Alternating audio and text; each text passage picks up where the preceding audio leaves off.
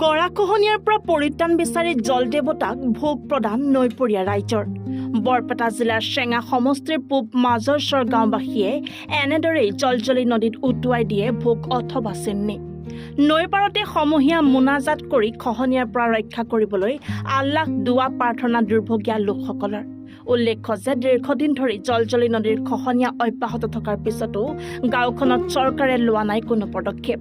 গাঁওখনৰ পৰা প্ৰায় ৩০০ পৰিয়াল গৃহহীন হৈছে আৰু অৱশিষ্ট প্ৰায় ১০০ পৰিয়ালো যিকোনো মুহূৰ্ততে গৃহহীন হোৱাৰ উপক্ৰম হৈছে। এনে পৰিস্থিতিত খহনীয়াৰ পৰা বাচিবলৈ আল্লাহকে শেষ ভৰসা হিচাপে লৈ জল দেৱতাক সন্তুষ্ট কৰিবলৈ এনেদৰে নদীত ভোগ অথবা চিন্নি প্ৰদান কৰিছে গাঁওবাসীয়ে। গাঁওবাসীৰ বিশ্বাস এই কাৰ্যৰে তেওঁলোক পৰিত্ৰাণ পাব খহনীয়াৰ পৰা।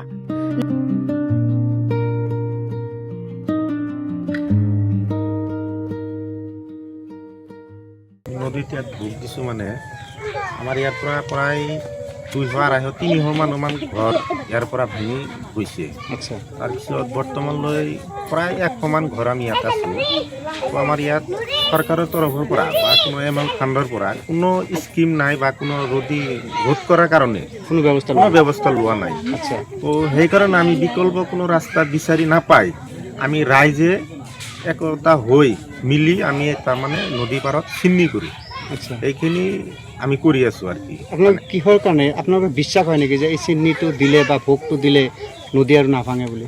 আমি এখন কি কৰিব পাৰোঁ, আমাৰ মানে চৰকাৰৰ তৰফৰ পৰা কোনো ফাণ্ড মানে কোনো স্কিমেই নাই। আচ্ছা, তো মানে ৫ বছৰ মানে আগৰ পৰা আমাৰ এই সংঘাত আব্দুল খালেক ছাৰ আছিল, সিহঁতে একদিনৰ কাৰণে ইয়াত অহা নাই। আচ্ছা, তো নেক্সট ৰবিকুল ডাঙৰীয়া আছিল, ৰকিবুল হুছেইন ডাঙৰীয়া আছিল, সিহঁতেও আজিলৈ ইয়াত কোনো খবৰ লোৱা নাই। তো এখন আমাৰ বিধায়ক আপোনালোকৰ উপায় নাই। আমাৰ বিধায়ক আব্দুল ৰহিম খান ইয়াতো এদিন আহিছিল, আহি কৈ গৈছে কাম কৰিব বুলি। তো এথানো কিবা কৰা নাই। তো আমাৰ ভাঙি শেষ হৈ গ'ল, প্ৰায় ৩০০ ঘৰ এৰে পৰা গুচি গৈছে আৰু ১০০ মান ঘৰ আমি আছোঁ। সেইকাৰণে আমি বিকল্প কোনো ব্যৱস্থা নোপোৱাৰ কাৰণে আজি আমি গাঁৱে মানে একতা হৈ মানে ঘৰে ঘৰে অলপ চাউল তুলি আমি চিন্নি কৰি আছোঁ।